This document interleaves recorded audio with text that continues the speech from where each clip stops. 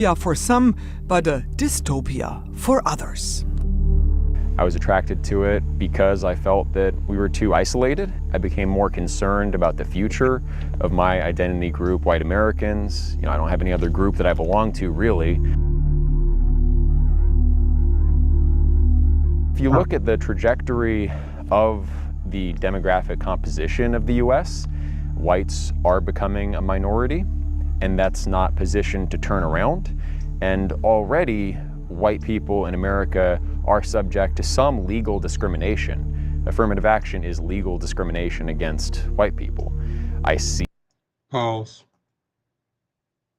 Affirmative action is not meant to be used against white people. Affirmative action is meant to be used against anybody doing something unlawful that they shouldn't be doing. That's first off. So you're already wrong coming out of the gate.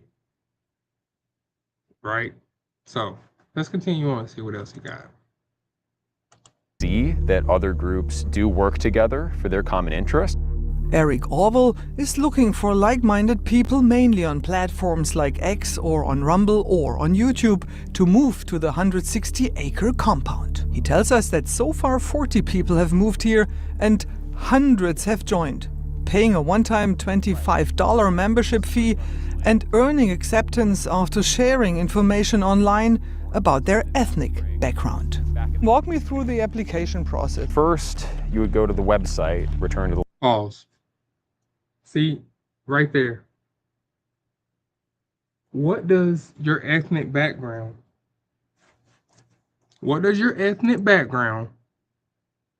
have to do with what you look like right now? What does your ethnic background have to do with what you look like right now? Just like in my picture right here, that's my talking sphere is going around. What does your ethnic background got to do with what you look like right now? Because there's all kinds of white. So which kind of white are you talking about? European, Irish, Greenland, Welsh? Like what are you looking for, my guy?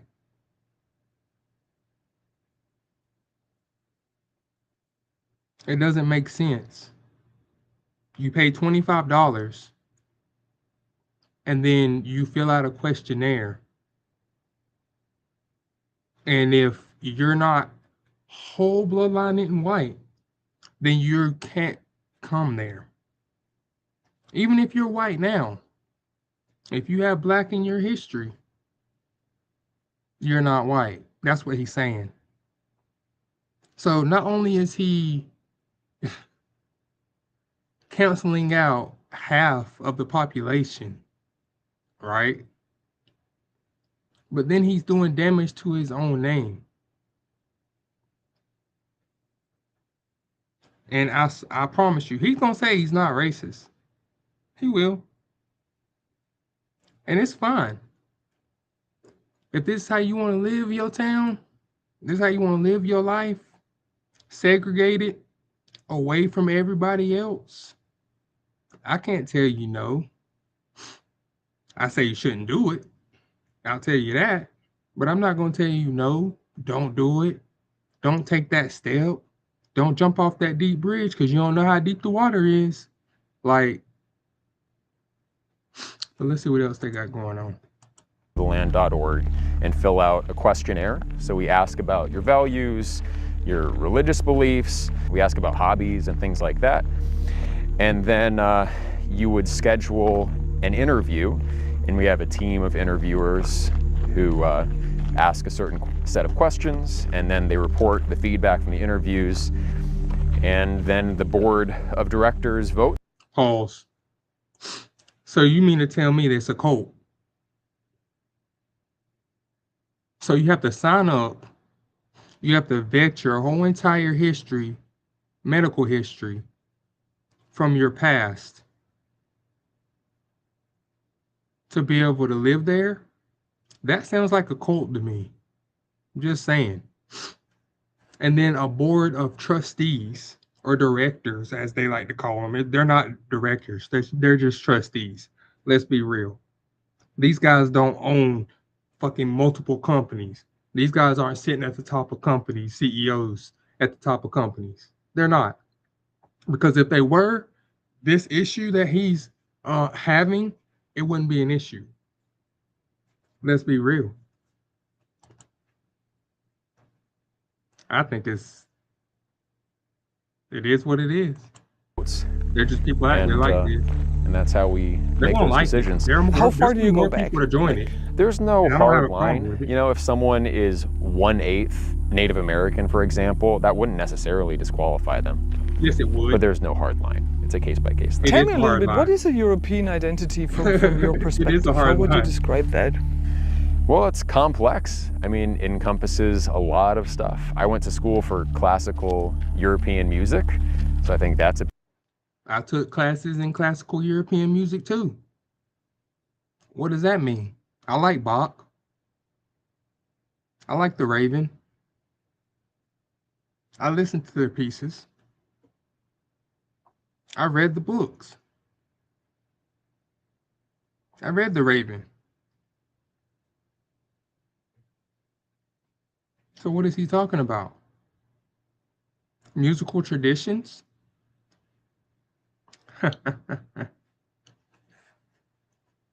Let's see what he says. A big part of European identity are musical traditions. I asked him if he could play something for us. Let's see what they play. Let's see what they choose. Oh, they're not gonna show it? Oh, I wonder why. No, seriously, I wonder why. Like, I want to hear what he's playing. Why did you pick this one? Because you're here. Eric is fascinated by Germany. So thinking about Germany, I mean, So he was playing German classical music. Okay. What's wrong with that? Why couldn't we hear that? Unless it was literally something from the Reich, which would be really bad. But if it was like the German national anthem from like during the Nazi party, then I can understand why they would bleep that out. But I don't know, because we didn't hear it. I don't have a problem with it. I just wanted to hear what he would choose to play as an example. I mean, this is our anthem, of course. How, tell me, what do you make of Germany when you think about Germany? I think it's a beautiful country with a rich history. Talking about Germany, we of course have to talk about the Holocaust. War itself is a tragedy in all cases. Pause. He blatantly is looking over the fact that the Holocaust didn't have to happen. It was not a part of the war. The Holocaust was something that the Germans set out to do because they didn't like the Jewish people. That was a racist act in and of itself. They were trying to purge Germany of Jewish people or Jewish beliefs. That is not a part of war. Purging a race or religion from a country is not part of war. That is not what that is. That is an excuse to do what you wanted to do and been wanting to do for a long time. There's a big difference there. Big difference. Cases, and now I feel that people in Germany have a very complex sense of their own identity, to the point where perhaps something essential will be lost in that German identity, and I don't want to see that happen. Syrian migrants practicing Islam, that's not that German tradition. That's a radical break. You can assimilate a small number of people into a tradition over time, but too many people too quickly, and that ruptures the tradition, and it's no longer that same German identity it was. Jews? It's not the same identity, and it doesn't rupture the German identity. Have you been to Germany in the last like 5 or 10 years or 20 years? It didn't rupture German identity at all. What ruptured the German identity was the Nazi ideology. Get your facts straight. He's trying to avoid, period, talking about the Nazi ideology being the reason that World War II even happened. Or excuse me, Germany even got involved in World War II and the Holocaust that happened because of that. He might be a radicalist, guys. He might be a radicalist. He tells me would not be allowed into the land as don't people know. with Levantine ancestry and tradition wouldn't fit in. You can make serious money streaming with Rumble Studio. Here's how. Start earning on day one with Rumble. Commercial. Keep up to 100% of channel sub profits. He says. Would I be Everybody allowed to knows what move it here? is. I don't mind if you hear it. Well, Everybody knows what I it like is. you a lot, but we are a community for traditional European values, and part of that is heteronormativity, ordinary nuclear families that are consistent with our general tradition, and it's not part of traditional Europe. And I don't have a problem with that. If you want to make a town where everybody is straight, because that's what he's saying, and uphold normal or post normal behaviors, I don't have a problem with that. That's not an issue.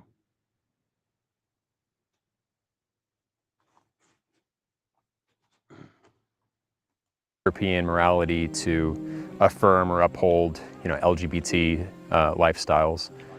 Eric Orwell and other board members have bigger plans. He tells us that they are already looking into buying compounds in other states.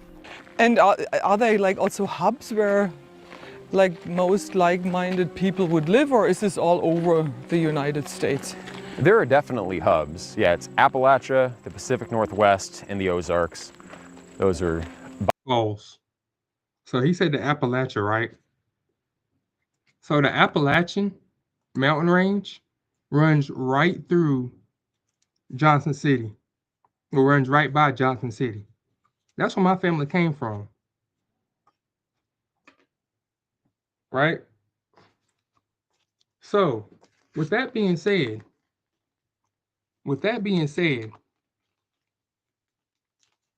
do you think that we had, how many blacks only communities you think we had or have? None. We didn't want any at the time. We did. But the reason that we did was because of the KKK. That was it. It's not that we didn't like, it's not that my great-great-grandparents didn't like white people, didn't like Indians, or anybody else. We did. We wanted to live with everybody on the land together, because we know that's the only way it's going to successfully grow properly. And this is what I mean by that, right? Okay, we got, let's say this small town stays the way it is, right? For a few more, let's say for a few more years, right? Or it just grows a little bit bigger. You know what's going to happen, right? After 3 or 4 generations, one or two things is going to happen. Either everybody's going to leave these towns, these settlements, or they're just going to all interbreed with each other. And you're going to have cousins dating cousins, sisters and brothers having kids, X, Y, and Z. And why do I say that? Because most of America doesn't agree with what he just said. Not right now, but what he just said before this. Most of America don't agree with that. So, with that being the case, And we've already seen it happen. Look at what happened in Virginia. You know, we've already seen it happen. That's how the movie Wrong Turn came about. It was based off the true history of the Virginia backwoods. And they literally built their own town, just like he's doing, their own community where they didn't have to deal with anybody else. And what happened after 30, 40, 50 years? Nobody else was showing up to the town. Then they had to start sleeping with each other. And then when that happened, well, if you watch the movie, you know. If you've seen the documentary, you know. It's a lot of bad things that happen when that happens as a side effect. But let's continue on.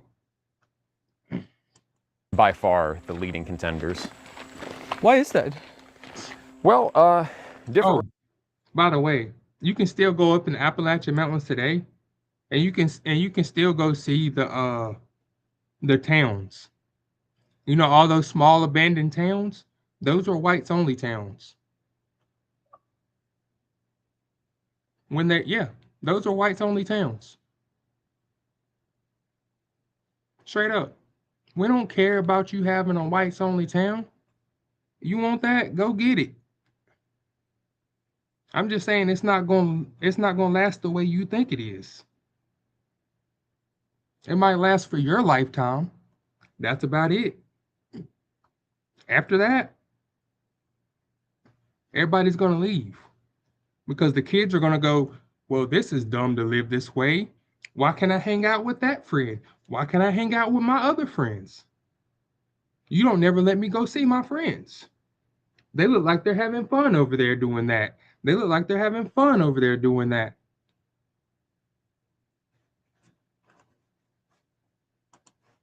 Reasons in each case. Appalachia is kind of where the American ethnogenesis took place. Yes. You know, the Scots-Irish are a big... Exactly what I'm saying. See what I'm saying? The Appalachian mountain range, that's where it all started. In our backyard. Well, in my backyard. So you think I wouldn't know about this? I have a very deep understanding of how this works. I have a very deep understanding of how to build a community of like-minded people and individuals that can still grow. And dividing everybody by race is not how you're going to make that work. Instead of going by race, you need to go by the actions they've committed. Because people can lie about what they've done. They can hide their past with the right people. You see what I'm saying?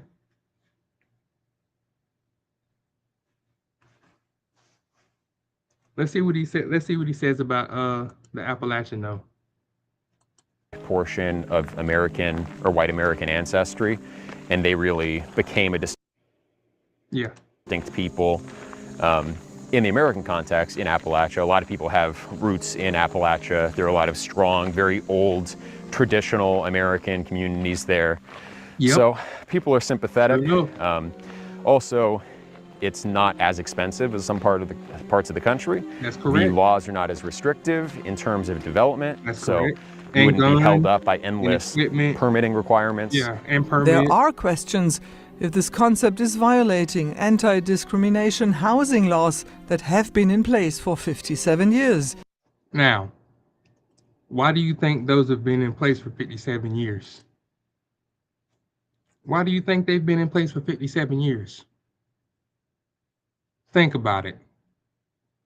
They've been in place for 57 years because we finally said we've had enough of getting chased down the road by people on trucks for not being white. Because these ones that were living in those communities, instead of just keeping to themselves, and going about their daily lives, taking care of their animals and stuff. They couldn't just mind their own business. They had to come terrorize other people. AKA the KKK, you know. I'm going to say it. Yeah, it was the KKK.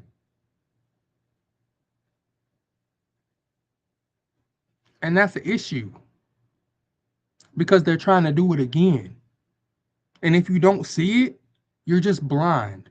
Or you don't want to see it. Because now you're old enough to understand exactly what we've been saying. And you don't want to believe it. But it's true. This is how life works. And I have a deep understanding, well, deeper than most people, on this subject because I do my research. I like to do research. I like history. I like understanding why things didn't work in the past and how to make it work in the future. And I cannot figure out how to make towns work with having racial discrimination. It's hard for me to figure out how to make towns work without racial discrimination. Because you can't just turn away everybody.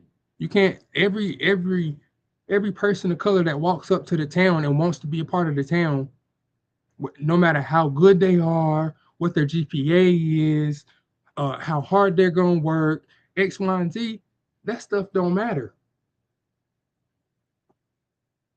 They could follow the exact same political beliefs. They could be an Uncle Ruckus, because everybody knows who Uncle Ruckus is, right? They could be an Uncle Ruckus. And it still wouldn't work out for you. You know what would happen? They would treat you like they do treat Uncle Ruckus. You'd be put in the back. You'd be the one doing the chores. You'd be the one serving all the plates and drinks. You wouldn't be out there on the other end talking it up with everybody, setting up future business plans and ventures. And it's going to be a lot harder to do that stuff now with the current technology that we have. And we're not about to let these few people send us back to the 1940s and 30s. It's not going to happen. Let's continue on. Tim Griffin, the Arkansas Attorney General, said in a statement, "We are continuing our review of this matter." Eric Orwell is disappointed that President Trump didn't fulfill his promise to build a wall, but he still voted for him again.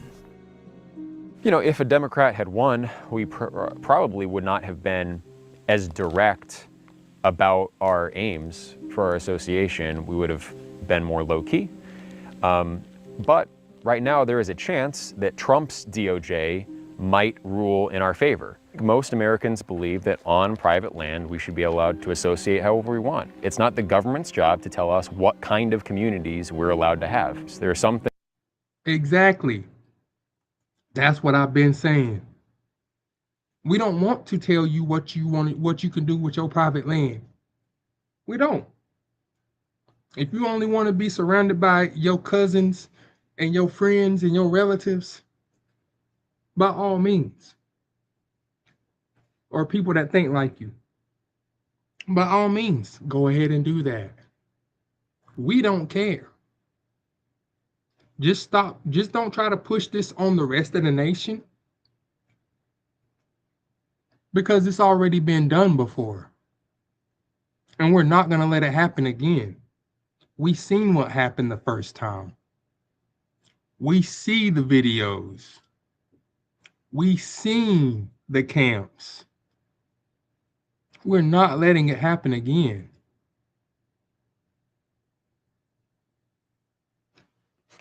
Now, if you want to have everybody, all your friends groups and your right wings all living with you out there, cool by me. Cool by me. Let me get all my gamers over here. You see what I'm saying? I don't care. He don't care. What he's saying is he want to have everybody that's right wing that thinks like him living out there. But you got to be white. That's the only stipulation. If you ain't white, you ain't right in his eyes. So let's keep it going. Things that pertain to everyone, public commerce and so forth. No, it's not a superiority thing. It's they are my people who I came from. All of my ancestors are white Europeans. My children are white Europeans. So that's who I'm responsible. You know what the funny part is? He probably has a black dad or a black granddad from like the 1930s or great granddad from like the 1930s that he don't even know about, or 1920s, 1800s. You know what I'm saying? Great on down the bloodline. But you know what? They didn't record it because Grandma, what's her name, wanted to try something different because Grandpa wasn't tickling her funny bone. You know what I'm saying? So she went and found somebody that would tickle that funny bone that they owned. Nah, think about it. There was a whole lot more kids born that way than he knows. And how do I know this happened? I mean, look at society today. How many people do you know that are white, right? That get dark as shit during the summer? That doesn't happen naturally. That means that they have black DNA in them, or DNA from another country in them, and another color. So what happens then? You find out that you do enough digging and you find out that one of your great grandmas went out to the pasture, right? Grabbed one of the boys out of the pasture that was out there chopping down weeds or whatever. And she wanted to try some. And then your great grandfather was born from that. Now he looked completely white. He looked white. He looked normal. You know what I'm saying? He looked normal. He looked like two white parents had him. He just got a little tint to him. And life goes on. They just treat him as a normal white man. They tell him he's white. Da da da da da da da da. And that's probably what happened. Why do I say this? Well, I'm looking at I'm looking at this lady. I'm looking at Miss Lady right here, and I'm looking at him. He's German. For sure. I can tell. You can tell by the hairline, the eyebrows, the nose, the cheekbones. He's got a German background. That's totally fine. But somebody lied to him in the past. And one day he's going to find out, and then he's going to get really mad. Or he already knows and he just doesn't want to tell anybody. Hey, it is what it is, what it is, what it is. Life happens. Whether it was happening legally or illegally. Life happens. Babies are born. Now, what you choose to do with that, well, you can either ignore it or you can accept it. It's one or the other. For.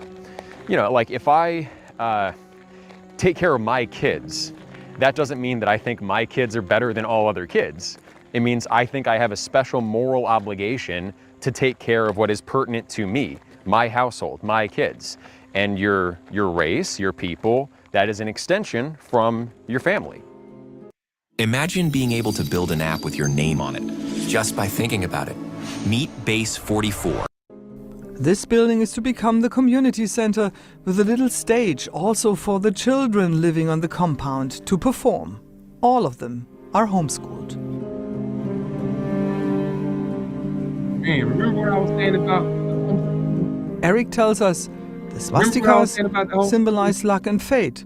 It's meant to be intentional rejection of the modern system of social taboos, is his not Nazi symbolism. explanation. Holy crap. Brother. He does not got Nazi he's not putting Nazi symbolism on the building, bro. That's not smart. First of all, it's not smart. I don't mind the German Shepherds. German Shepherds are they can be sweet dogs unless they're taught not to be. They can be sweet dogs, just like pit bulls. They're sweet dogs unless you teach them not to be. And most people only teach dogs not to be sweet when they want to protect something that really doesn't need protecting, but they will do it anyway, just because. He's already starting off bad. All right, let's keep going. The vast majority of people that came to the United States were Europeans from Europe. And that changed specifically in like the 1960s with the Hart-Celler Immigration Act and a number of other laws since then. And all of a sudden, the number of immigrants from non-European countries changed. I have heard that said a lot before, and I believe they do teach it in school because they taught it to me in school, that America was started as a big melting pot experiment. But when you look at the demographics of the country before the 1950s, America was not started as a melting pot. What school did you go to, my guy?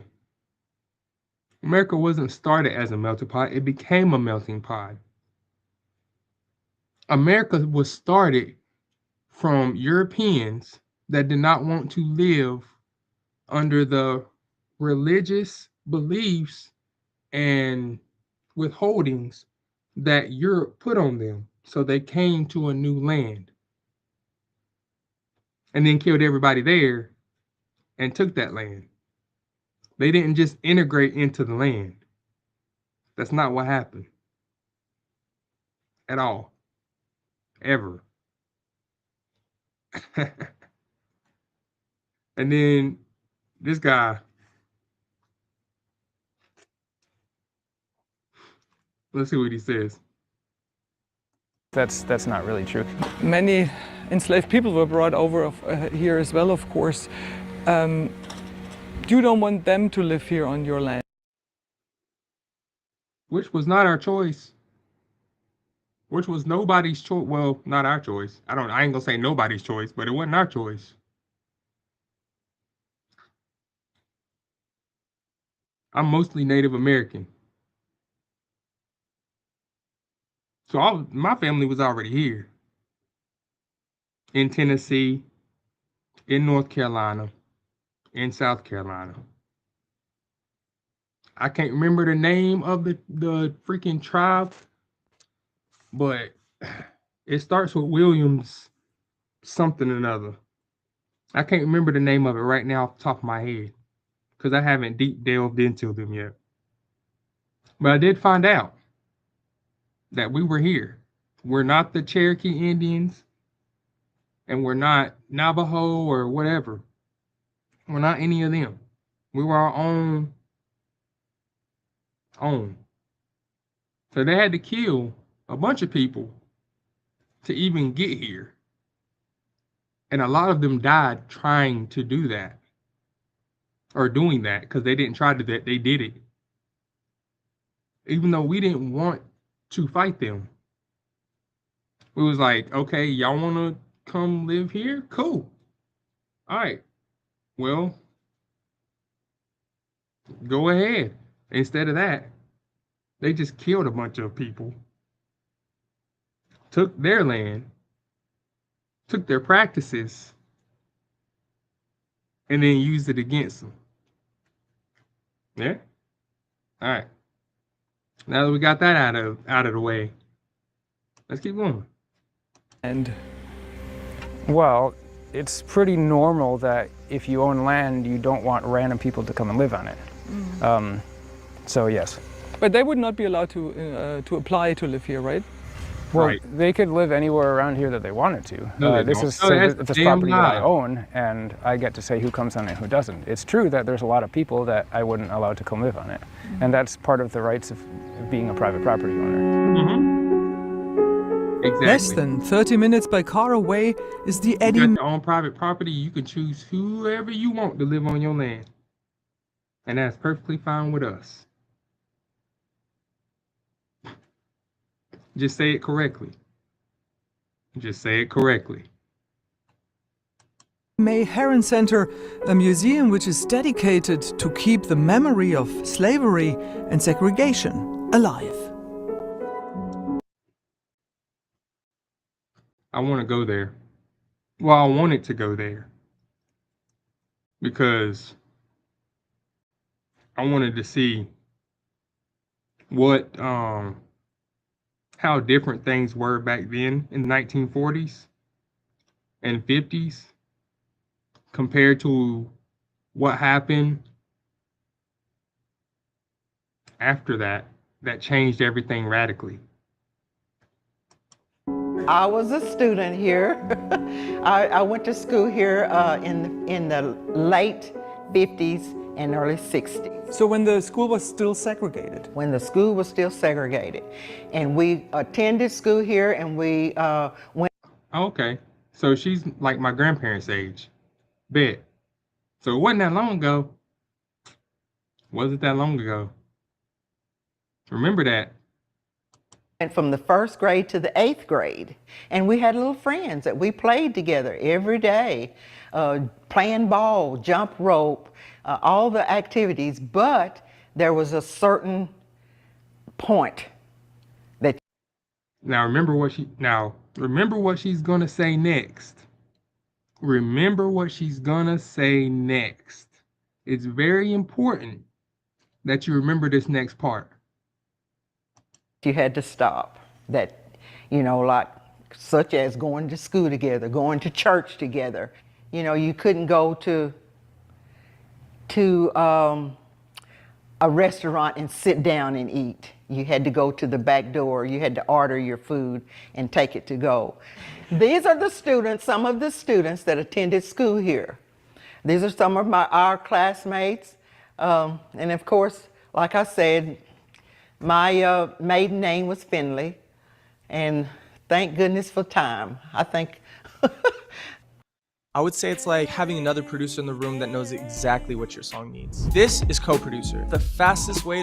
This building here, we are so proud that we had the opportunity to preserve it, to tell this history, because this history will be lost if we don't tell it. Like taking books off the shelves and saying, we don't want to, that slavery was not bad. Those are things that takes you back. And then if. That's what people don't realize. That's what people don't realize in my generation. Instead of just going to the history books and reading up on it, they hear about it in school, go ask their parents, because like any kid would, and then their parents tell them, oh, well, that happened because of this, and that happened because of that. No. Don't let the truth get missing. I fear that one day we will be back. How do you feel about knowing that there are white people trying to build a community for white Europeans only? How do you feel about that? Well, I just feel like this is 2025. I can't believe that it's really so open. I feel like some things have always been, Yes. Yeah. people have felt that way, but Yes. I was I agree with you. in hopes that we had come much farther than we have. And that's the saddest part. And that's the saddest part. He says this has nothing to do with color of your skin or any of that, right? But whenever you break it down and you actually do a little bit of digging, once you crack that top surface, you're gonna find a whole lot. That's gonna blow your mind. So I encourage you, if you watch this video, to go do some digging. To go do some digging.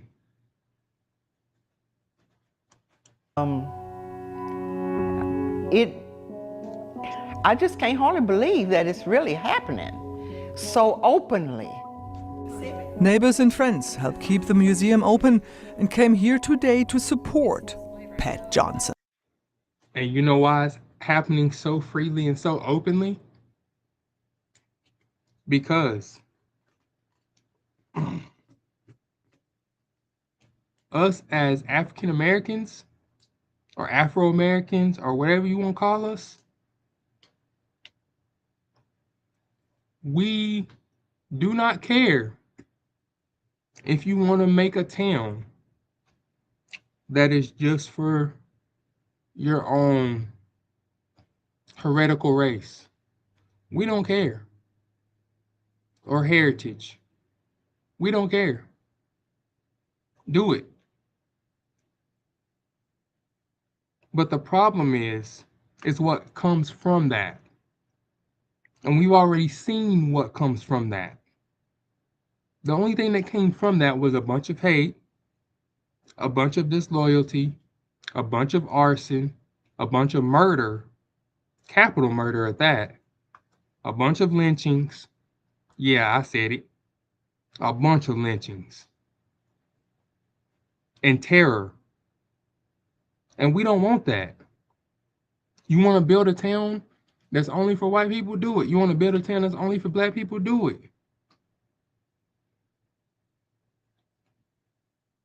We don't care. But the problem is, like I said, what comes from that next? You might think you're only doing it because you want more like-minded people living around you. But those same like-minded people have their own brains, have their own ideology, have their own way of going about getting what they want. And you know, like I know,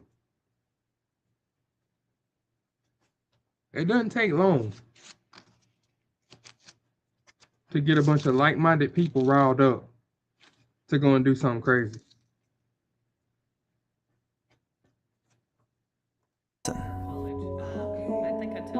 It's sad and scary all at the same time.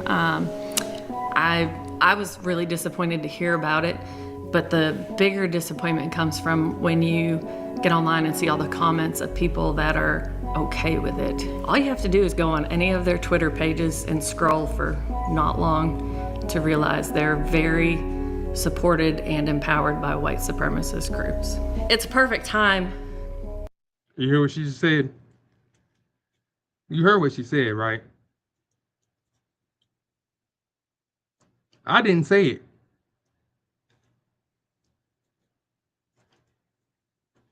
Well, actually, I kind of did say it earlier. I kind of did say it. I said these groups are probably backed by the KKK and groups like that. And it's fine. But it shouldn't be fine. And like she just said, all you gotta do is go on their Instagram, their Twitters, and just do a little bit of reading. And you'll see it. Clear as day. Crystal clear. Right there in your face. And she's saying this, not Miss Patty over here. She's saying this.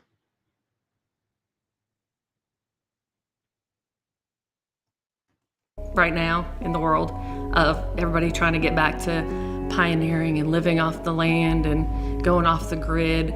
So that's an easy sell, especially to kind of younger 20s, 30-year-olds. And then you add in the That's a sell to younger 20, 30-year-olds that don't want to think for themselves, first of all. And then secondly, that already have these racist beliefs in their hearts and their minds because that's what was taught to them in their house.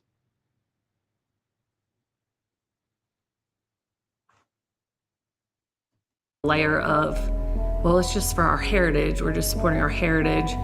And then when you get leaders like our president and stuff that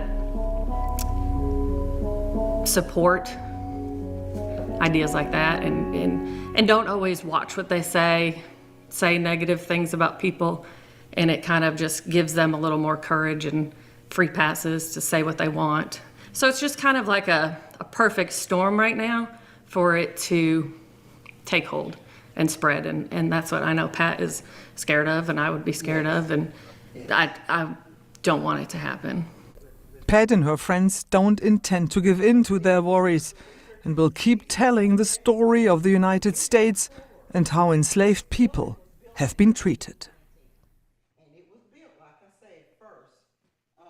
Easy. Easy.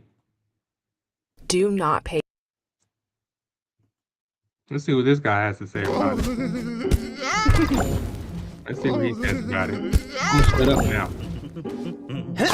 Out of our population, and that didn't happen equally around the globe. Also, what is celebrated? If you celebrate individuality and individual accomplishment, then in the sexual marketplace, different things will be valued and sought after. Speaking of the sexual marketplace, in a past life, Eric made porn.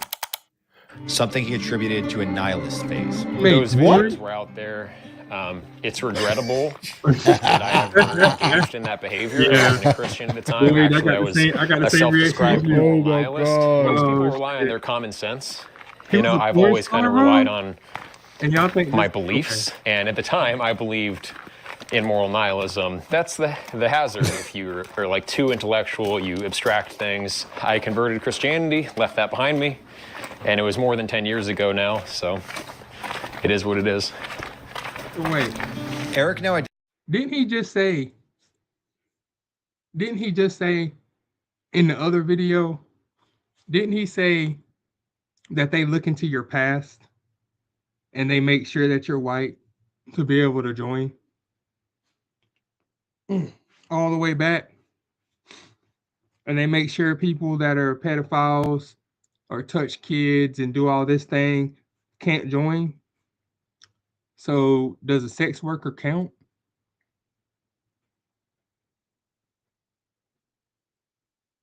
In my mind, I don't know if I want prostitutes living in my town. I don't want prostitutes living in my town because all that's going to do is cause an uproar between the women and the men folk. That's just going to go down bad all the way around. But anyways, back to it. identifies as Christian, but a kind of nihilism remains. He believes America's culture and economy are collapsing, that there's a conspiracy to make whites hate themselves, and that politics won't fix it. What do you think about Nick? Okay, wait. Conspiracy to make whites hate themselves, and that politics won't fix it. Okay, hold on. I want to see this. I want to see what this says here, guys. White America built the most powerful. Let me see. Okay, that's what.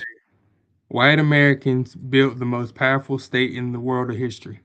In world history, we don't need the state to have power. The state needs us. Our nation is prior to and greater than the United States. Okay. They attack white people for not living up to their abstract ideals. What? All right. First of all, we don't attack white people for shit. If you don't live up to your own abstract ideals that you set on yourself, that's on you. You set those rules for yourself. You set those ideals for yourself. but they can ever give an example of another race that built fairer, more equitable, and more progressive societies? Obviously not. Well, actually, the Native Americans did. The Native Americans did. I mean, here's a perfect example. Look at the Navajo Nation. The Navajo Nation took all their land back, built casinos on there, had the US government pay them every single year after the US government took their lands from them. You see what I'm saying? But he says, obviously not. When in reality, it's the other way around, because you're standing in with nothing but a fresh start, while the Native Americans on the West Coast are chilling, or in the Midwest are chilling, because they decided they wanted to work with the United States government, not against the United States government. And then it says, if whites have been the villains of the world history, show me the heroes. Okay, I can show you the heroes. Easy. Look at World War II. JFK was a hero before he got shot. He got shot because he was a hero, because he didn't want segregation. He didn't want that divide, because he knew, even at the young age that he was, even he knew that he was not going to be able to do it alone. And segregation is not the way to go. So they had to get rid of him. Well, it didn't matter, because it ended up going that way anyway. And then, genuine question for anti-racists. Yeah, what's up? Is it automatically racist to want to preserve your race? No, it's not automatically racist to want to preserve your race.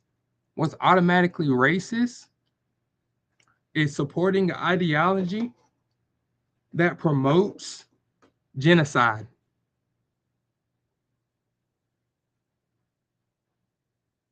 Like the Nazis. Being German doesn't make you racist. Supporting the Nazi party makes you racist. Think about it.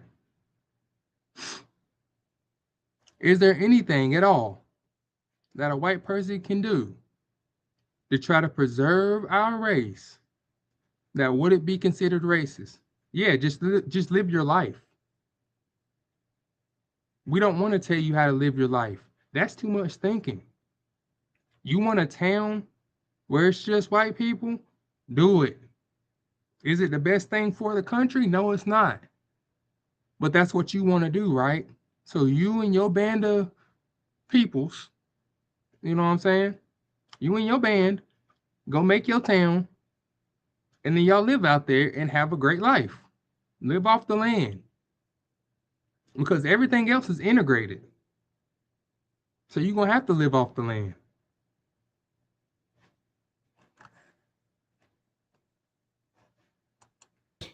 So what do you think about Nick Fuentes? Do you think he's the highest profile figure who kind of aligns with your views, or where does he fit into the way you see things? You look at me like I have three heads. All I'm saying is minorities are really obnoxious. I align with a lot of his perspectives. Ideologically, I would say we're mostly aligned. So apparently I am now dead to Nick Fuentes. This is because I privately DM'd him asking for clarification on his stance on birthright citizenship. If you have citizenship, if you were born in this country, this is your birthright. I wanted clarification from Nick before I defended him publicly. Eric Arval is DMing me saying, are you against birthright citizenship in DMs? Really? But that's literally you're dead. Well, that's literally what he said. That's literally what he asked you. after you made the statement that being born in this country gives you birthright citizenship. Now, if your parents are illegal, they're still illegal. You're legal, but your parents are not. And just because they have a kid in America does not make them an American citizen. Here's my thing. If you want to be an American, you should have to be able to pass an equivalency test if you're already an adult. You got to know what the U.S. anthem is. You got to be able to do basic math, you know, for tax purposes. You got to be able to count out tax. You got to know how the economy works. You have to be able to be a benefiting part of society. And if you can't do that as a non-citizen, then come back when you can. That's it. Whether it's a month or a week or whatever. Come back when you can pass that test. Says, this is because I privately DM'd him asking for clarification on his stance on birthright citizenship. If you have citizenship, if you were born in this country, this is your birthright. I wanted clarification from Nick before I defended him publicly. Eric Arval is DMing me saying, are you against birthright citizenship in DMs? Really? F you. You're dead to me. I'm very pessimistic that they could ever achieve meaningful change from the top down. And with people like Nick Fuentes leading the Republican Party in the future, you're not going to have a lot of non-white people in the Republican Party being very enthusiastic about it, because it'll be seen as the party of white people, because Nick Fuentes identifies as pro-white.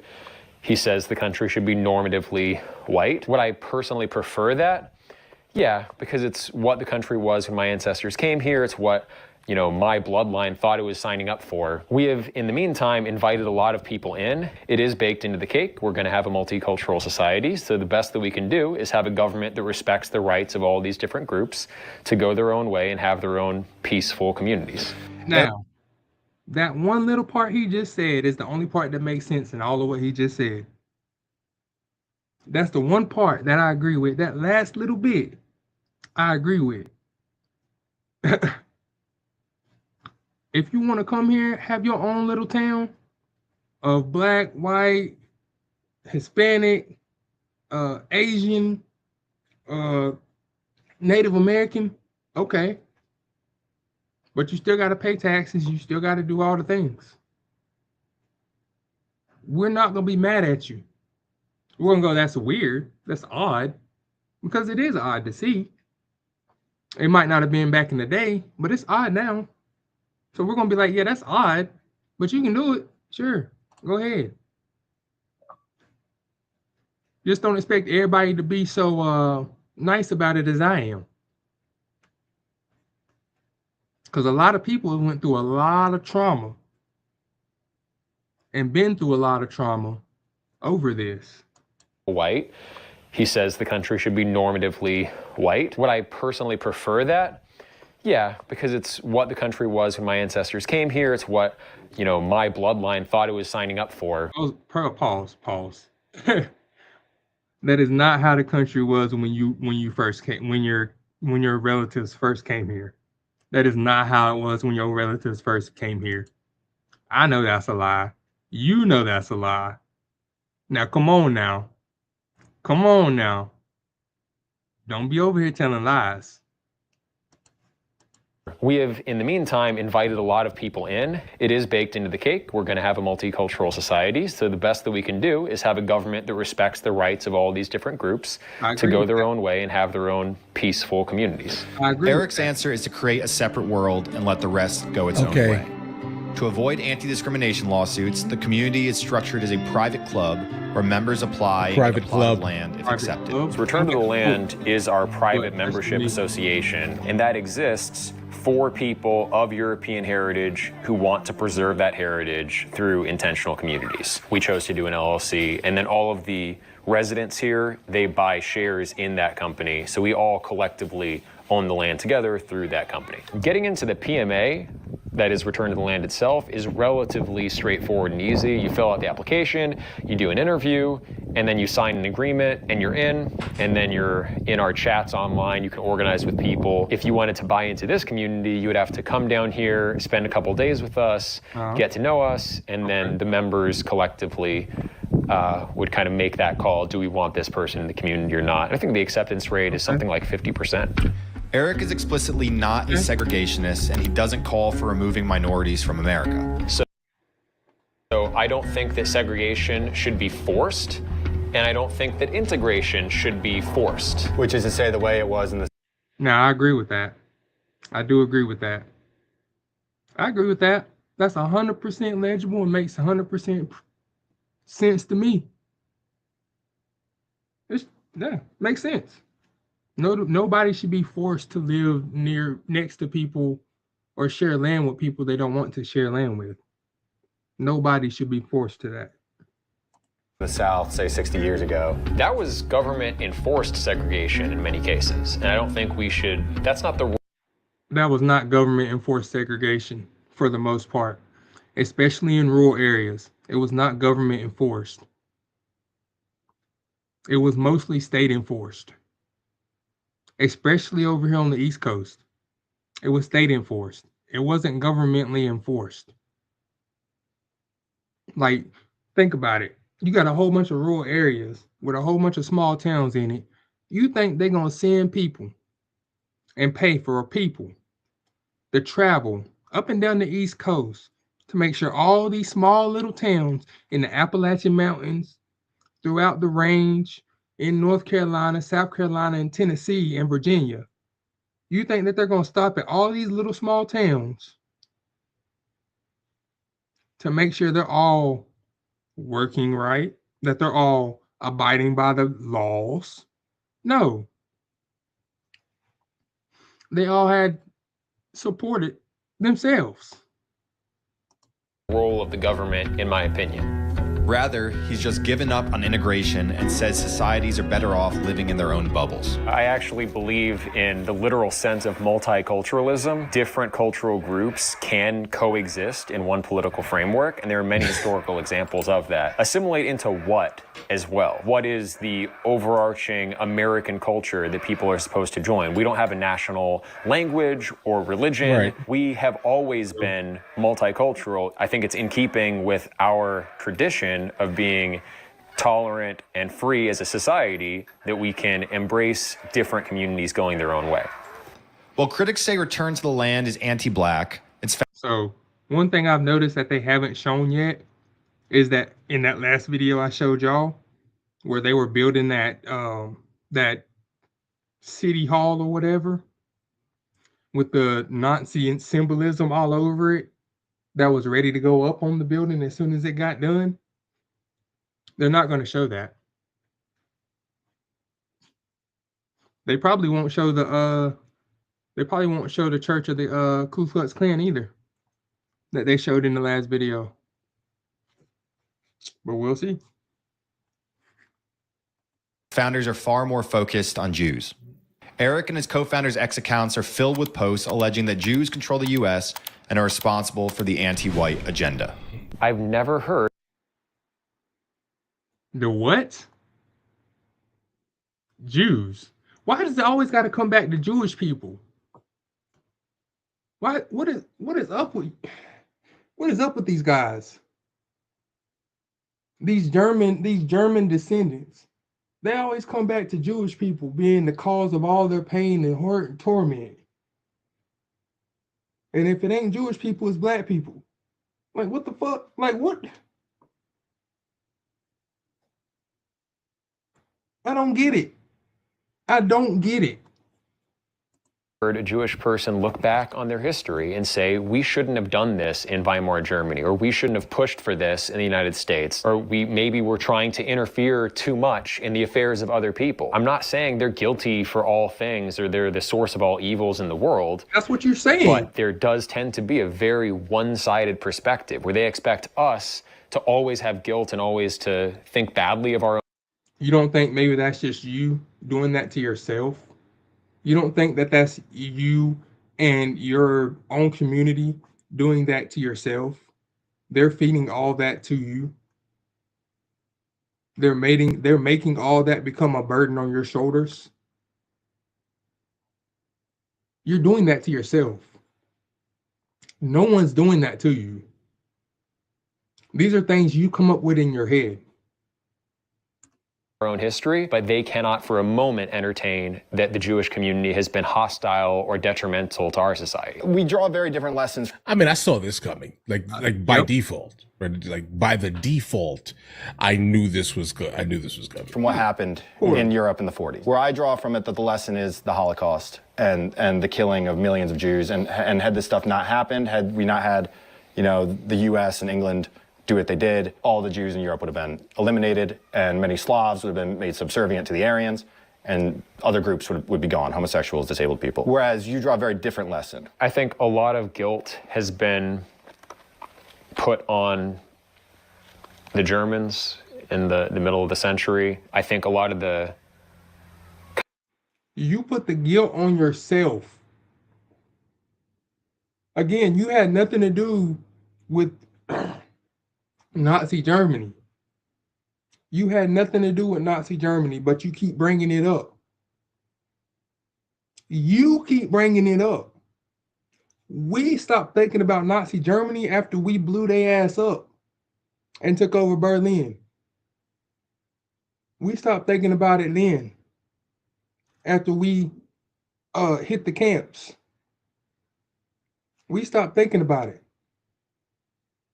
Because America says you're not committing genocide on our watch. Now, Somalia is different. We're not in that part of the world. They didn't start a war with us. They got to figure that out. You know what I'm saying? The same thing's gonna happen over there that happened over here. Just watch. Kind of fantastical fears of what the Nazis would have done if we didn't intervene are unfounded. The Jewish community, they don't want me or anyone else alleging crimes on their part, but they're perfectly comfortable alleging every ill motive in the book onto the Nazis. I think a lot of it is motivated by wartime propaganda because the victors write the histories. I have no intention of ever attacking a Jewish group. On the other hand, Jewish groups have condemned us. Jewish journalists have written hit pieces on us. We're minding our own business. I've done nothing to these people. So if they are afraid of me being anti-Semitic, how about stop attacking me? And maybe I won't be so anti-Semitic. On the one hand, Return to the Land is minding its own business in a remote community deep in the Ozarks. Yet on the other, Eric is a major online figure who leads a movement that blames Jews for what he says is the plight of the white race in the U.S. today. His language is reminiscent of the stab in the back theory, which blamed the Jews for Germany's loss in World War I and led to the Nazis' rise. Regardless, though, Eric's focus is not on World War II or the 1930s. It's on the future, where he hopes to build a place in the Ozarks that preserves white culture for his children's generation. Got it. You're envisioning, based on everything I've read on your website and everything, that this will be the first of numerous communities like this. Right. So what's your vision for Return to the Land 5 years, 10 years, 20 years from now?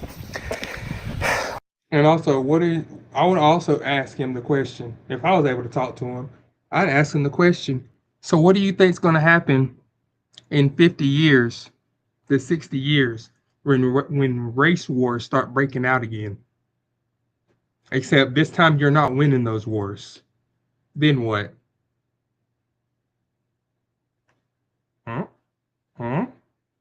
Because people get bold. People get real bold and just start talking crazy out the side of their mouth. The people they don't even know out in public. Just saying the most racist things. You know what I'm saying? For instance, one of the craziest things I've heard somebody say, probably, I ain't even gonna say the whole thing, but no, I'm not gonna say it at all. I'm not gonna say it at all because I don't want YouTube to like block my video and all that stuff. But I'm not gonna get into it. But I've heard some pretty crazy things of my own, and I'm a 90s kid.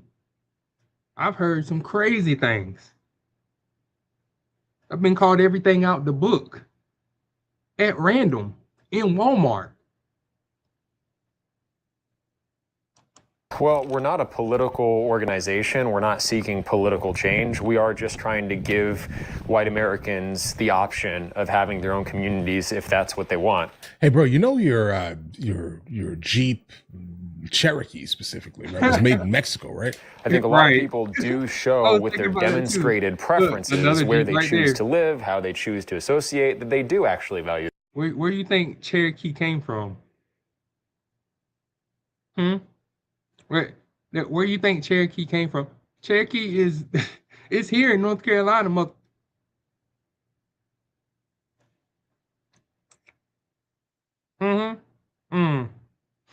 All right. Their identity, but you can get in trouble with your employer or sometimes in legal trouble if you say that explicitly and openly. So if we are doing something political there, it is trying to normalize white Americans embracing their own identity if that's what they choose, just like Black Americans do, Jewish Americans do, other groups do it. On the one hand, these people were all minding their own business in the woods and weren't bothering anyone. Basically. Well, they hope to expand out west and elsewhere. They're more focused on building their utopia than reshaping America. That's what I didn't have a problem with. You want to build your own town out in the middle of nowhere? If we don't know about it, we don't care. When you try to everybody else, that's what you got a problem with. Okay, guys. Okay, I get it. Listen, again, I'm glad that he's out there, right? I think that there is, oh gosh, guys, this is weird. This is a wild one here. I personally would have no interest in living in this area, right? Yeah, so it's fine that if there's someone that does, they're living their best life. If they want to create like some cult for the most part based off of like race-based issues or perceived race-based issues, then live your best life. Again, they're there. They're away from like the rest of us. Right. That's it. That's it. They're there. I have no interest. Right. That's it. That's fine. Go ahead. You said they wouldn't let me. I that's fine too. They have no self. Let me. So I'm fine. I'm fine. Okay. There just seems to be like a lot of excuses, guys. There is a bunch of excuses. And just like his chat said, if you can read down there on the bottom left, his chat even says, they wouldn't let you live out there. LOL. Yeah, because we wouldn't want to live out there. LOL. Right back at you. Then on top of that, somebody right below him goes, like the Amish. You know why we haven't messed with the Amish? Because the Amish created their own community and left everybody alone. That's all you gotta do. Create your own community and leave people the fuck alone. If that's how you want to live your utopia, go ahead. We're for that. Be the Amish. You know what I'm saying? Be like the Amish. Learn from the Amish on how to do that. Is there more like victim than I would have imagined that they would have, specifically the main character here, the main guy here. That actually doesn't surprise me. That actually he has a victim mentality, and it does not surprise me in the least bit. Not at all.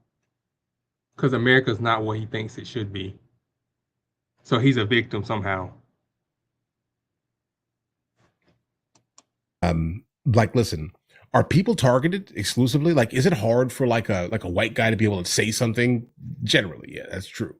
But is it like everyone, guys? Or does everyone have that opinion? It's just that, guys, knowing I'm around, but again, my evidence is going to be anecdotal because it's just not the case. Like my personal experience here, right? But I don't know. If that's the case, then I get it, right? But I don't think it's everybody, bro, right? Not enough to move to the middle of the woods, bro. But live your best life. He said, not in a place like Wilkesboro. How does he know about Wilkesboro? You want me to tell you how he knows? Because Wilkesboro is 99% white only. There's a few black or non-white families there. And my family happens to be one of them. And I grew up there for 17 years. I've dealt with it. I've seen the truth behind what they're saying. I've experienced the truth behind what they're saying. I've lived it, breathed it, went to school with it.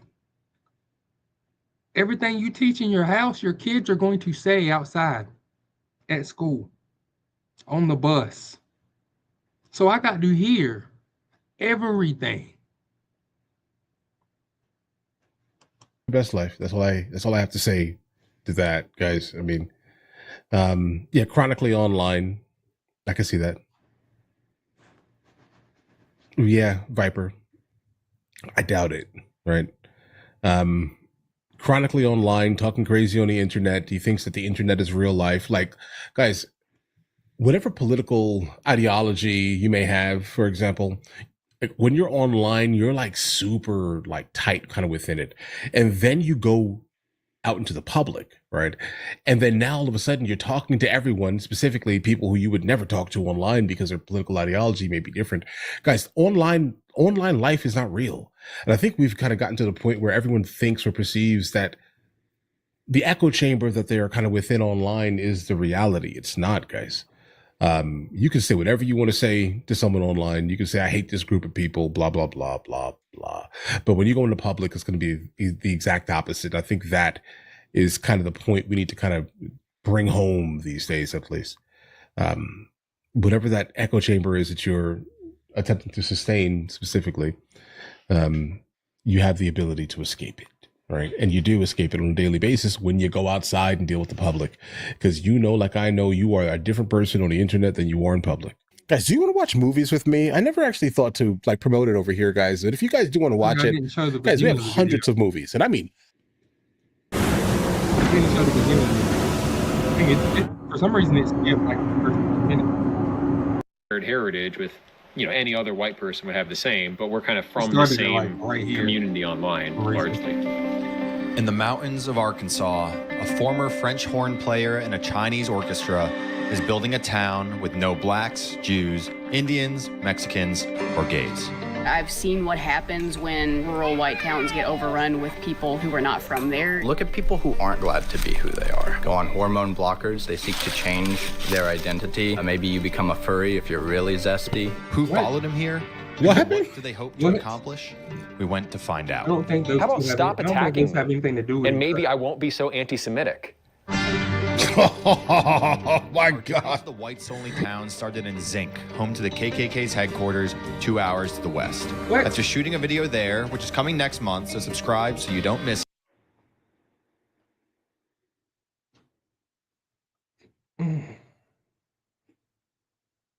I think I know what business that he or they, the town, is invested in. I'm pretty sure. I think I figured it out. Because I know what they do. I've already seen a video on this guy before. And Zinc. I know about Zinc, Arkansas. We drove east to where the cell service stopped and a dirt road began. Okay. At the end, we found Return to the Land. Return to the land. America was settled through the founding of self-sufficient intentional communities. But after the end of segregation, the expansion of non-white immigration, the broader society no longer felt like a home for traditional Americans. RTTL, Return to the Land, is a private association founded to allow Americans who value their history and heritage to form communities around these values. Eric is the founder of this whites-only community, which has grown to 40 people. He's also a major online figure. All right, hello everyone. I'm here with Nick Fuentes today. With diversity, we've forgotten how Clayton Bigsby is the mayor. Because there are people from all around the world in your communities. No one knows how to get along anymore. We had a fascinating conversation with Eric. Even in mostly white towns, people aren't exactly pro-white. We're kind of beaten down with the history of slavery and oppression, and I don't want that stuff passed on to my kids. But before that, he took us around, introducing us to the residents who shared why they had moved here. We first met his ex-wife and current wife, Caitlin and Allison, who are residents. In coming here, is it more about finding a traditional rural lifestyle, or is it about the racial component? It's whites only, European heritage? Well, for me, I grew up in a mostly white area anyway. I think it was more the homesteading aspect for me. I've seen what happens when rural white towns get overrun with people who are not from there, and it usually does kind of result in chaos. So living in a place where I can be sure that that's not going to happen is a level of comfort for me. I like that we can vet our neighbors here. I mean, you can move anywhere in the country, but you have no idea what it's going to be like in 10 years. I like letting my kids go out and play. They're not going to get like run over or snatched by someone. When I was exposed to more multicultural places, it was, cities that felt more dangerous, and it was just out of my comfort zone, and people didn't seem as friendly. Well, I mean, just look at like the crime statistics here versus New York City. I was very liberal at one point, and, being targeted because of the color of my skin and called racist for things that had nothing to do with skin color really kind of opened my eyes to how other people view white people. Well, it was harder to, establish good rapport with people who didn't seem interested in having good rapport with me.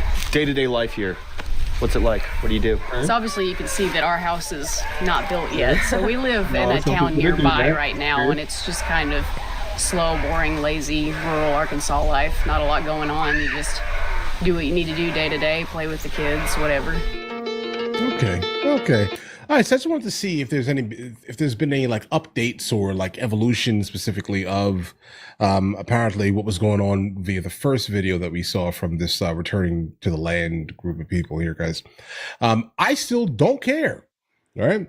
Like, listen, if you want to go live in the middle of the Ozarks, middle of nowhere, where you have no cell service and all your roads are made out of dirt, live your best life. Right. I want you to be happy how you want to be happy. That's it here. If you want to go in like a planned community, all your things. I love that for you. Right. I don't see how, I don't even know what the response is to this. Is the response crazy? Because again, I don't really like, I work kind of on social media, let's say, but I don't really pay attention to social media. So I don't know if the responses are crazy to this here, or people are like, yes, I don't know which way to go here. Technically, that's why I create my own opinions here. So when I say I don't care, I don't care. I don't want to live here. Nope. At all. Nope. It's fine, bro. Live your best life. I want you to be happy. You can give all the excuses why you want to live in the Ozarks, but do you.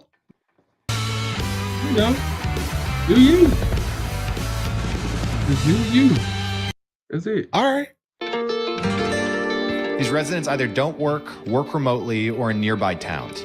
They're building their own homes. I can see that, Viper. I can see that. One resident, Scott, originally from Massachusetts, told us that this was essentially an online community that had taken shape in real life. If I go somewhere and the signs aren't in English, people that I don't recognize, I don't know anything about their culture. They dress different, they act different, they speak different languages. I don't know how I'm ever going to bond with those people. It's alien to me, I moved down here because I like the project. It was nice being around people that I could just talk to. Couldn't really talk to my neighbors where I was at. I mean, I could, but I didn't necessarily agree with them politically on things. I like being around these people, so wanted to buy land with them. Yeah. Jonathan, a truck driver from North Dakota, spoke of saving white culture. We believe God made the entire world.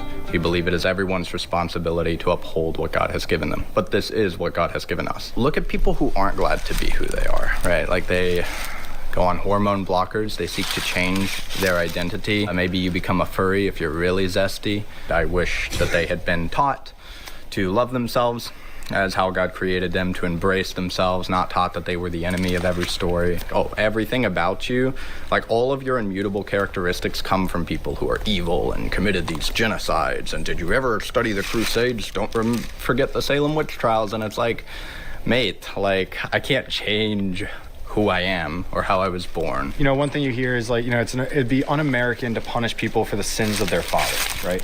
Like to punish you for slavery or punish me, you know, for slavery. Like that's not American. That's not the way it's supposed to be. That's not the way we're supposed to live.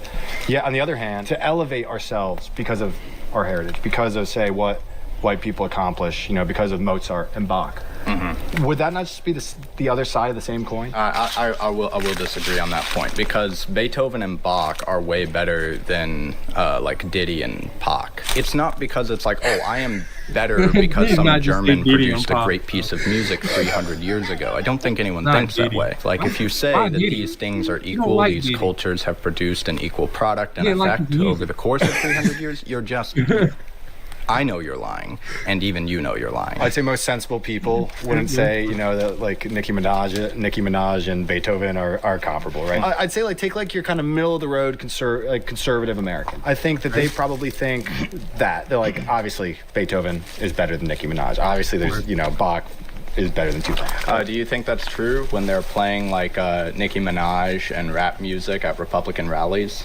When's the last time they've played Beethoven at a Republican rally? The question is why not emphasize Americanness? Why emphasize the skin tone-ness? I think the average person wouldn't say we did this. Because at this point, it's like they've been in America, you know, maybe like their grandfather came from Italy, their grandmother came from France, their other grandfather came from Spain, their other grandmother came from Portugal. And they're white, but like in their skin color. And beyond the skin color, there's not much there to link them to a civilization, to a white culture, to white achievement. Great. So they have someone like this. Well, the question is, what is under attack? We are able to observe attacks on our people. We are justified in feeling a little bit of like by proxy attack. When they tear down the 5th, the 4th, the 18th statue of one of our ancestors, they're actually symbolically attacking us as a people. We feel attacked. Our women feel attacked. Our children feel attacked. And it takes us...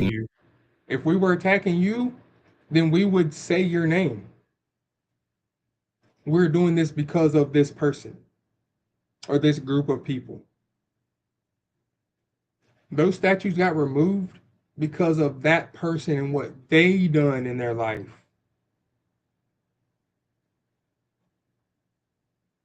Let's be real. He's trying to distort facts from fiction. And that's, a lot of people do this. And it's super annoying. Just tell the truth. And if you don't know what he done, well, you're already on YouTube. Go look it up. Men to actually say it out loud. If I go to Memphis, Tennessee and walk around. Why would you go to Memphis, Tennessee? Out of all places. For real. That's it. That's all I have to ask. That's my question. Why would you specifically go to Memphis, Tennessee? Good question. Why? Wow. I mean, I get what he's doing here. He's using it as an example for a place that is, I think, probably more so majority non-white, I'm guessing, right? But why would you? Who goes to Memphis, Tennessee on purpose? But since like the 80s, 90s, there was still majority white. And Orange Mound. Yeah, like I will be attacked. And for no other purpose than I'm the wrong person that wasn't supposed to be there. Why would you go there? So if you're enjoying this video, please subscribe. Our mission at Roka News is to capture the world without bias or fear. That's what we're trying to... This would be like me saying I want to go to Zinc, Arkansas, and live there. Right? Knowing that's the KKK's headquarters. What in the world will make you think I would want to do that? Huh? What person in their right mind would think that somebody like me would want to do that?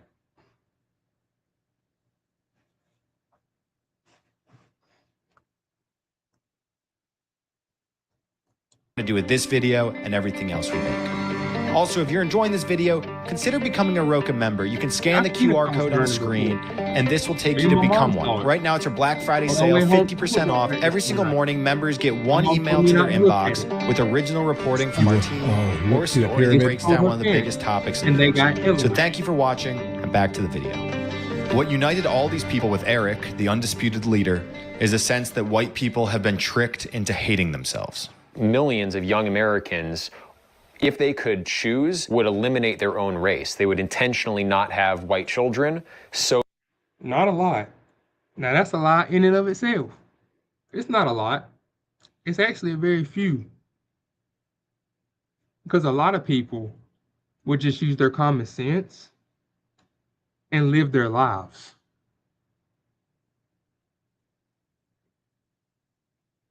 Now, if you got stuff built up on your shoulders from this kind of stuff, it's probably because you said or did something in the past that onset this. And if you truly don't care, then you won't have any weight on your shoulders because you weren't there. You didn't commit the acts. You were not responsible. You were born in 1990 something, 2000. You were not responsible for these things. So why are you the one that's held down about it?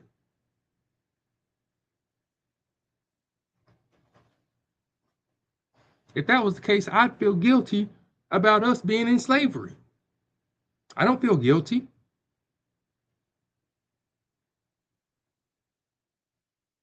In my brain, slavery happened. At one point in our history, that's how it was. Am I happy about it? No. But I'm not going to sit around and walk around like I feel guilty about it happening. I couldn't control it. I wasn't there. I had no say in the conversation. So for me, that kind of stuff is indifferent. And it should be for everybody else of my generation, which all of these guys and ladies are. They're all in their mid-20s to early 30s. Every last one of them. You can look at them and tell. that their race, their skin color, they think, will not be perpetuated. If that's the ideology that you've accepted, that being white is bad itself, being who you are, what you were born as is bad, then what's your... Bro, I live in an area where, like, I am probably one of the 3, maybe 4 people who have my skin tone, right? Hey. I know a lot of white people. That's how I grew So up. I'm just trying to understand, like, what are you talking about right now? Right. I know that there's like a small subsect of people generally that they're going to be in like gigantic cities and things like that, who may like feel like some self-loathing for things that their ancestors may have particularly, done or just been in proximity to, let's just say this year, right? But what does that have to do with anything, right? Like, you are not your great-grandfather. You are not your great-great-grandmother. Like, what is... Exactly. I am not my grandfather. I am me, right? I think more people need to kind of understand that, right? But there are some people who just hate themselves. I get that. That makes sense, right? But I wouldn't suspect that it's everyone that is not going to partake in this community, if that makes any sense here, right? Like, I don't think it's not everyone. Like I said, I'm around a lot of white people generally. That's like my day-to-day thing. I go to the store. I'm like the only person who looks like me in like every store I go to, bro. All right. But I hear you. And I don't really see that as the reasoning here. I don't see that. I see people are going to be people, right? People are going to be people. I think that he's like absolutely stuck within his echo chamber. He truthfully believes every single thing that he says is a factual statement. Yeah. And I agree with him. I agree with Mr. Boyd over here. He's 100% correct. And I probably just sat there and explained it over the last 10 minutes of why you shouldn't feel that. Why you shouldn't feel like you're the one that has to deal with what your great-grandparents did or your great-great-grandparents did. I've been saying that since the beginning. And if you still do, You got to expand your mind. You got to let it go, like they say in Frozen. What's that? Let it go, whatever. La, la, la, la. The Frozen song. Just let it go, because it had nothing to do with you. And speaking on what he just said, that was the first 17 years of my life. Straight up. And then I moved to a semi-city. I moved to a small city.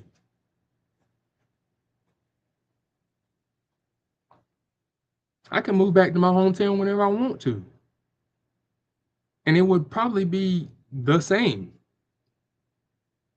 I'd probably be the only black guy in IGA, getting gas at the gas station, watching the football game, in the movie theater, just like it's always been.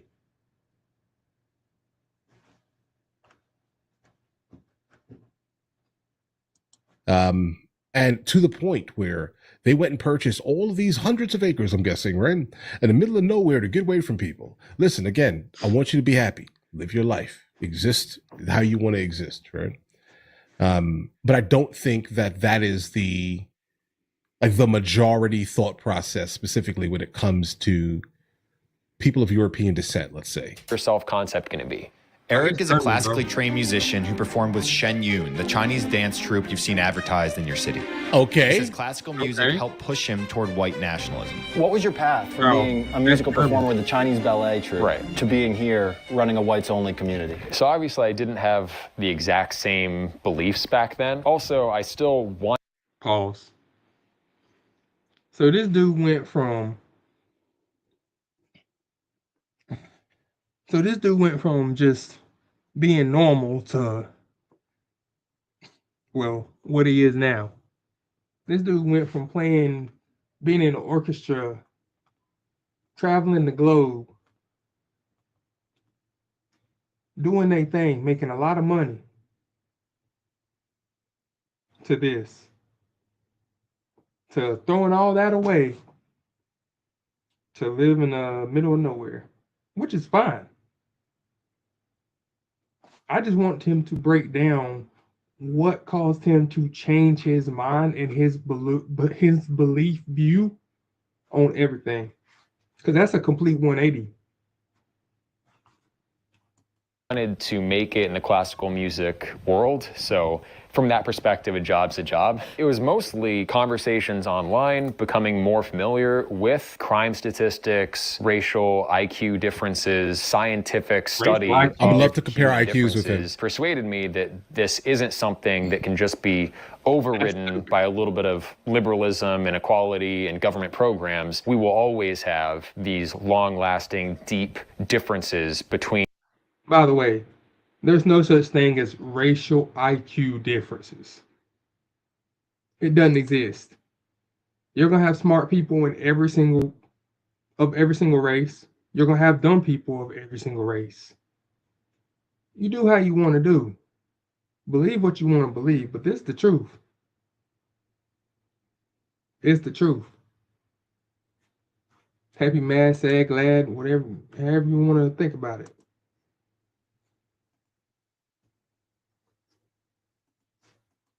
Different peoples. Instead of structuring society as if that was not the case, we should probably structure society and make choices based on that reality. How would you like to see our society structured differently from the way it currently is as a whole? I think it can actually be more pluralistic and more successful. I think more power should be given to local communities, whether they be homogeneous like ours, or whether they're more integrated racially, culturally, etc.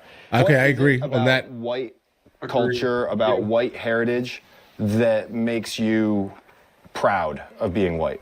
I do think our musical traditions are exceptional. That by itself doesn't mean that we're the superior civilization, but I think we should take pride in what we have done well. But it's not about just how smart are you, it's also how willing you are to challenge established beliefs. You're talking about a willingness to ask questions and this.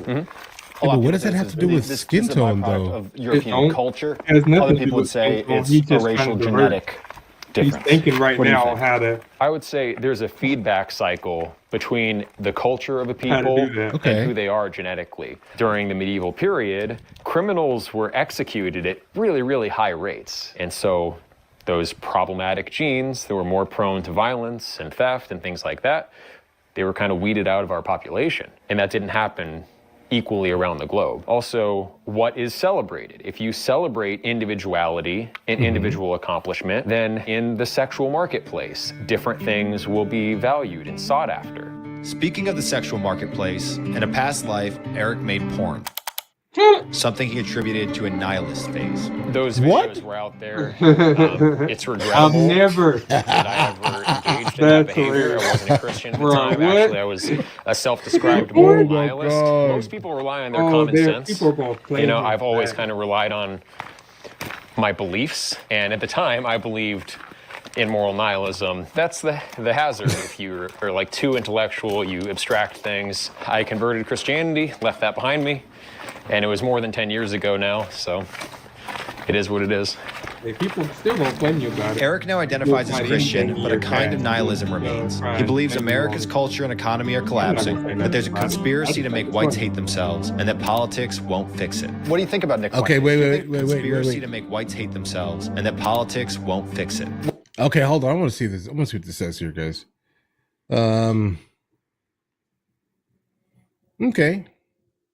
Okay, that's what I soak it What do you in. think about Nick Fuentes? Do you think he's the highest profile figure who kind of aligns with your views, or where does he fit into the way you see things? You're looking at me like I have 3 heads. All I'm saying is minorities are really obnoxious. I align with a lot of his perspectives. Ideologically, I would say we're mostly aligned. So apparently I am now dead to Nick Fuentes. This is because I privately DM'd him, asking for clarification on his stance on birthright citizenship. If you have citizenship, if you were born in this country, this is your birthright. I wanted clarification from Nick before I defended him publicly. Eric Arval is DMing me saying, "Are you against birthright citizenship?" in DMs.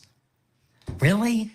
You. You're dead to me. I'm very pessimistic that they could ever achieve meaningful change from the top down. And with people like Nick Fuentes leading the Republican Party in the future, you're not going to have a lot of non-white people in the Republican Party being very enthusiastic about it, because it'll be seen as the party of white people, because Nick Fuentes identifies as pro-white. He says the country should be normatively white. Would I personally prefer that? Yeah, because it's what the country was when my ancestors came here. It's what, you know, my bloodline thought it was signing up for. We have, in the meantime, invited a lot of people in. It is baked into the cake. We're going to have a multicultural society. So the best that we can do is have a government that respects the rights. Wasn't that the whole reason that Germany started taking over everybody's land? They wanted, what the Nazis want? The blonde-haired blue soldiers of the future? If you weren't blonde-haired, blue-eyed of some sort, you got taken care of.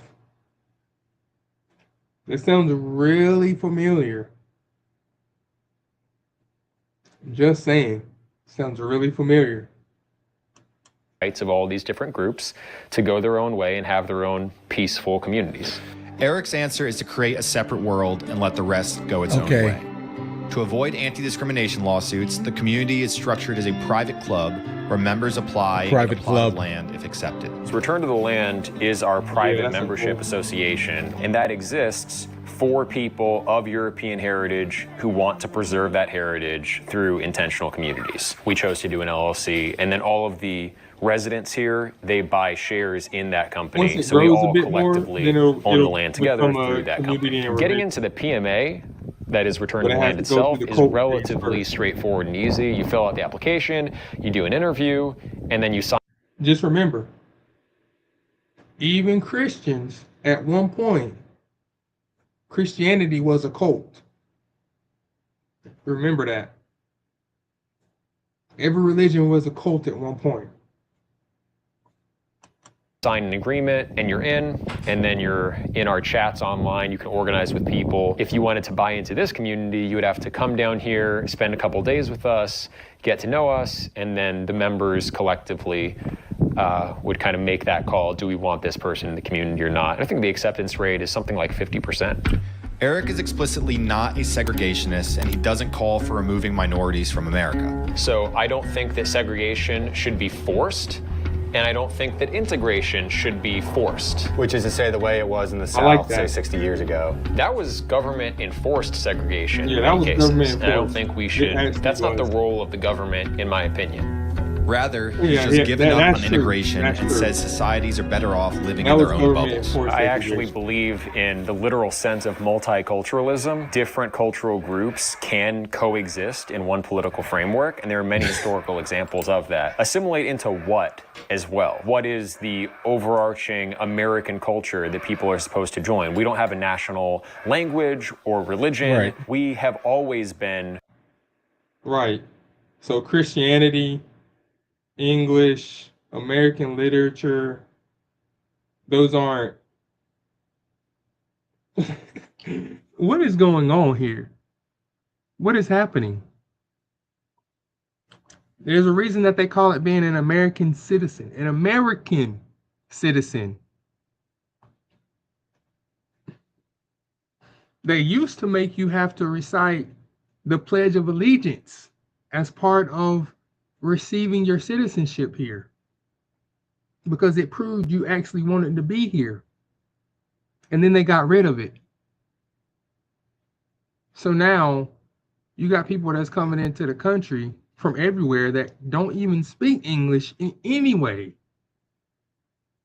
but somehow get these trucking jobs and other jobs like this, and you can't even communicate with them. So they end up driving backwards on the highway and doing this kind of stuff. And it's not good. It's not good. We've all seen incidences of this. Multicultural, I think it's in keeping with our tradition of being tolerant and free as a society that we can embrace different communities going their own way. While critics say Return to the Land is anti-black, its founders are far more focused on Jews. Eric and his co-founders' X accounts are filled with posts alleging that Jews control the U.S. and are responsible for the anti-white agenda. I've never heard a Jewish person look back on their history and say, we shouldn't have done this in Weimar Germany, or we shouldn't have pushed for this in the United States, or we maybe were trying to interfere too much in the affairs of other people. I'm not saying they're guilty for all things or they're the source of all evils in the world, but there does tend to be a very one-sided perspective where they expect us to always have guilt and always to... What's up with this salute right here, brother? You're German, bro. You gotta be German. But that don't mean anything. At least not to me. Why is he playing the victim card so hard? Why is he playing the victim card so hard right now? I can see it. It's painted all over his face. He's trying to make it sound as worse as possible for no reason. This sounds like something that y'all gotta settle with within your own ecosystem over there, or echo chamber of thoughts. That sounds like something y'all gotta solve. Think badly of our own history, but they cannot for a moment entertain that the Jewish community has been hostile or detrimental to our society. We draw very different lessons. I mean, I saw this coming, like by default, right? Like by the default, I knew this was good. I knew this was coming. From what happened in Europe in the 40s. Where I draw from it that the lesson is the Holocaust and the killing of millions of Jews, and had this stuff not happened, had we not had, the U.S. and England do what they did, all the Jews in Europe would have been eliminated, and many Slavs would have been made subservient to the Aryans, and other groups would be gone, homosexuals, disabled people. Whereas you draw a very different lesson. I think a lot of guilt has been put on the Germans in the middle of the century. I think a lot of the kind of fantastical fears of what You don't say. You don't motherfucking say. It's not like the Nazis was trying to build a freaking 1,000-year Reich. It's not like they were trying to build a 1,000-year Reich or nothing. Right? It's not like they literally it's not like they literally set up camps to kill off as many people as possible, aka genocide, by the way, just for them being from a different religious background. No, they didn't do that, right? Come on, man. You're just making it worse for yourself. The Nazis would have done if we didn't intervene are unfounded. The Jewish community, they don't want me or anyone else alleging crimes on their part, but they're perfectly comfortable alleging every ill motive in the book onto the Nazis. I think a lot of it is motivated by wartime propaganda because the victors write the histories. I have no intention of ever... That has nothing to do with the victors writing history. History was made. It was caught on camera. It's literal video proof. Literal proof that this stuff happened. We have literal video proof of Nazi Germany rounding up as many Jews as they can, stuffing them in the rail cars, and taking them to these camps. This is not word of mouth. This is not something you can just explain away. This is not something you can just say they made up. Come on now. When are you going to start making sense? Attacking a Jewish group. On the other hand, Jewish groups have condemned us. Jewish journalists have written hit pieces on us. We're minding our own business. I've done nothing to these people. So if they are afraid of me being anti-Semitic, how about stop attacking me? And maybe I won't be so anti-Semitic. On the one hand, returns to... I don't think anybody's attacking this dude, honestly. I don't think anybody is attacking this dude. You have to be anti-Semitic first to have somebody attack you for being anti-Semitic. Come on, guys. Come on, guys. Just put your thinking cap on for a second. Come on now. The land is minding its own business in a remote community in the Ozarks. Yeah, on the other, Eric is a major online figure who leads a movement that blames Jews for what he says is the plight of the white race in the U.S. today. His language is reminiscent of the stab in the back theory, which blamed the Jews for Germany's loss of World War I and led to the Nazis' rise. Regardless, though, Eric's focus is not on World War II or the 1930s. It's on the future, where he hopes to build a place in the Ozarks that preserves white culture for his children's generation. Got it. You're envisioning, based on everything I've read on your website and everything, that this... Now, if he had just left it right there on just that little tidbit that he said, no one would care. We'd be like, yeah, go ahead, bro. Do your thing. Build your little utopia out there. Just keep to yourself and you'll be good. Got no problems with that. This will be the first of numerous communities like this. Right. So what's your vision for Return to the Land 5 years, 10 years, 20 years from now? Well, we're not a political organization. We're not seeking political change. We are just trying to give white Americans the option of having their own communities if that's what they want. Hey, bro, you know your Jeep Cherokee specifically, right, was made in Mexico, right? I think a lot of people do show with their demonstrated preferences where they choose to live, how they choose to associate, that they do actually value their identity. And that's the newer model. But you can get in trouble with your employer or sometimes in legal trouble if So wait a second. So we can make your houses, your cars, your utensils, your clothes, but that's not good enough.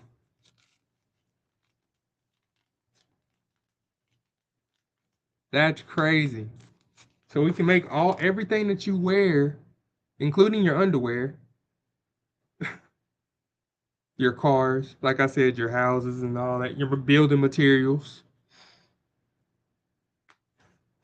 but somehow it just doesn't make sense to you.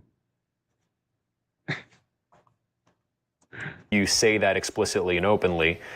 So if we are doing something political there, it is trying to normalize white Americans embracing their own identity if that's what they choose, just like Black Americans do, Jewish Americans do, other groups do it. On the one hand, these people were all minding their own business in the woods and weren't bothering Everybody, anyone. go ahead. While they hope to expand out west and elsewhere, they're more focused on building their utopia than reshaping America. Okay, guys. Okay, I get it. Listen, again, I'm glad that he's out there, right? I think that there is, oh gosh, guys, this is weird. This is a wild one here. I personally would have no interest in living in this area, right? So it's fine that if there's someone that does, they're living their best life. If they want to create like some cult for the most part based off of like race-based issues or perceived race-based issues, then live your best life. Again, they're there. They're away from like the rest of us, right? That's it. That's it. They're there. I have no interest, right? That's it. That's fine. You said they wouldn't let me. That's fine too. They have no cell phones. I wouldn't want to be there. So I'm fine. I'm fine. Okay. There just seems to be like a lot of excuses, guys, right? A lot of excuses. More like victim than I would have imagined that they would have, specifically the main character here, the main guy here. Like, listen, are people targeted exclusively? Like, is it hard for like a white guy to be able to say something? Generally, yeah, that's true. But is it like everyone, guys? Or does everyone have that opinion? It's just that, guys, no one I'm around. But again, my evidence is going to be anecdotal because it's just not the case. Like my personal experience here, right? But I don't know. If that's the case, then I get it, right? But I don't think it's everybody, bro. Right? Not enough to move to the middle of the woods, bro. But live your best life. Live your best life. That's all I have to say to that, guys. I mean, yeah, chronically online. I can see that. Yeah, Viper. I doubt it, right? Chronically online, talking crazy on the internet. He thinks that the internet is real life. Like, guys, whatever political ideology you may have, for example, like when you're online, you're like super like tight kind of within it. And then you go out into the public, right? And then now all of a sudden you're talking to everyone, specifically people who you would never talk to online because their political ideology may be different. Guys, online life is not real. And I think we've kind of gotten to the point where everyone thinks or perceives that the echo chamber that they are kind of within online is the reality. It's not, guys. You can say whatever you want to say to someone online. You can say, I hate this group of people, blah, blah, blah, blah, blah. But when you go into public, it's going to be the exact opposite. I think that is kind of the point we need to kind of bring home these days, at least. Whatever that echo chamber is that you're attempting to sustain specifically, you have the ability to escape it. Right. And you do escape it on a daily basis when you go outside and deal with the public, because you know, like I know, you are a different person on the internet than you are in public. Guys, do you want to watch movies with me? I never actually thought to like promote it over here, guys. But if you guys do want to watch it, guys, we have hundreds of movies, and I'm 23 to 2400. Rock, paper, go. Time to get to some fun stuff. I just, man, that popped up on my YouTube, and I was like, yo, I gotta see what this is about. Because this looked like something that jumped out of the 50s. And I was right. But, you know, hey, it is what it is. And life goes on. And that's what we're going to do. Life goes on.